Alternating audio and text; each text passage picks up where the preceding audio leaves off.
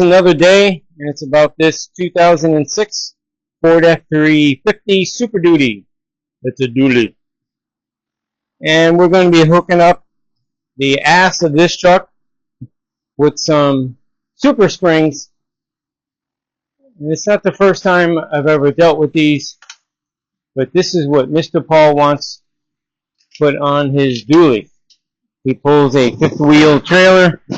It's heavy, 44 foot long. 44 foot long.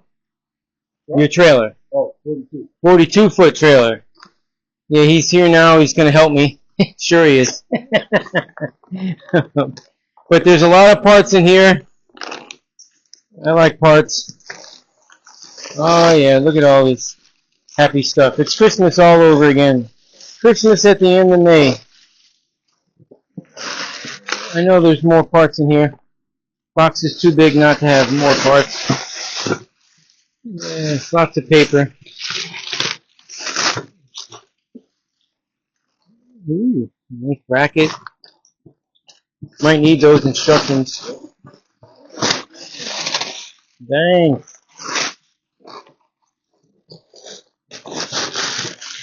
Here they are. Ooh, they're yellow. Wow. They're bright. Ooh, all right. Well, that's going to be the journey of putting those yellow things on this nice truck. I took the liberty of having the wheels off, obviously. I was very careful on lifting it. I don't need it to go high, but that will be comfortable enough. So once I get it rolling and get it started, then I will explain how it's being done. There's no point in me filming the part of taking all the stuff out of the box and getting it set up. So once that takes place, I will return, so stand by. Okay, I'm back, and I'm about to show you something important that has to do with the lower mounting bracket, and it's this piece here, which corresponds with this piece here. They go together, like that. Now, where it goes together on the truck is on the opposite side of the block, which has like a shoehorn sticking out of it. Hopefully you'll be able to see it.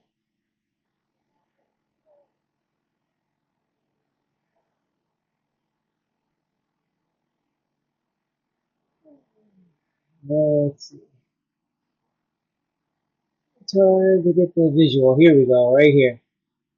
This piece that has lubricant on it and a chalk line mark, 1 inch in. And you got to cut this off in order to slip and get this piece in here, because not just because of the sway bar bracket, well, the lower bracket that it mounts to, it's welded to the axle, limits this sneaking in there no matter what way you try to do it. It just doesn't go in there no matter what angle. Even if you took the sway bar off, it still won't happen.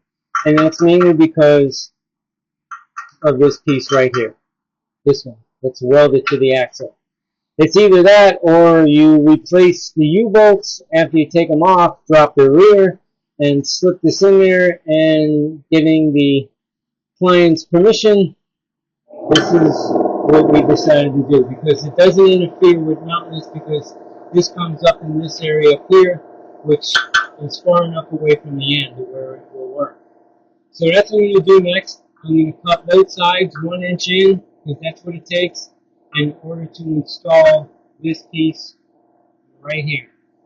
And then I'll be able to mount the bracket. So once that happens and I'm putting the bracket in, I will chime back in and show you the next move. But that's one thing that directions don't show you, and it could be different because the kit goes from, few years difference in where, that these things work for. So you might have to take that route, your decision, but that's my route that I'm taking, and the client's happy with that, so that's what I'm going to take. That's what I'm going to do. Cut this piece, cut the other side, and then I'll be back.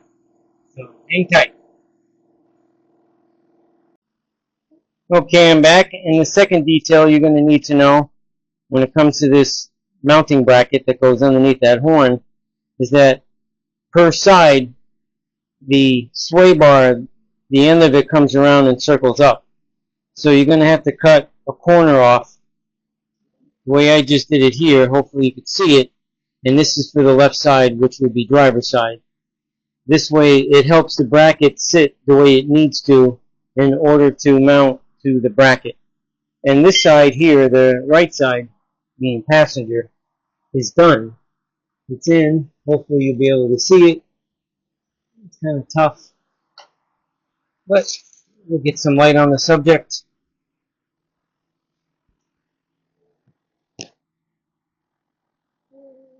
So now you can see this is the bracket. Underneath, see that horn and the bolts right here that go to that bracket. So I did have to shave the other side, take off a 90-degree angle, and I think you should be able to see it, hopefully. All this stuff in the way. See that the corner of the sway bar, it only hits the first part, not the second part of that bracket. So now there's clearance to where it could square up and mount. So once I have the other side done, I'll show you that and continue on. So until then, stand by. I'm back. We're at this stage right now to where the actual spring is going to got mounted to the perch, and then this will end up going to the frame. But first, you got to remove these other bumper stops, which in this case, the whatever kind of bushing that was in here is not in there anymore because it is a 2006, and they were mounted up to that part of the frame where it would hit the horn if the load was too heavy. So it's just a 15mm nut. It's up on the inside of the frame. You remove that. This drops out real easy. It's not difficult. And then it comes with a 1-inch spacer. The client decided we want to put that in there, so it is bolted in. They gave you the option of having it or not. In this case, we're having it. And then this part goes up in here into that hole where that other bumper stop was. And then 9/16 nut with a flat washer will go in there, and there are 4 settings on the top of that. I'll show you with the other one. In the bag,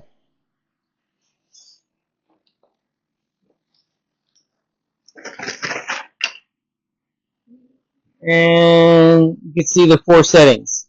So you pick the one that's comfortable for where that spring is going to sit on the perch, the plate, that bracket that has been mounted to your axle. So in this case, we're going with an outer one to the far side, and that seems to match up nicely. So with all that being said, I'm going to now put that up in there and make it work.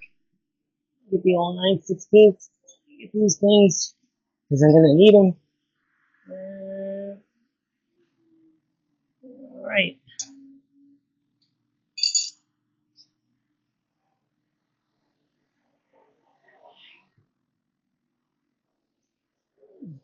We need this. This is important.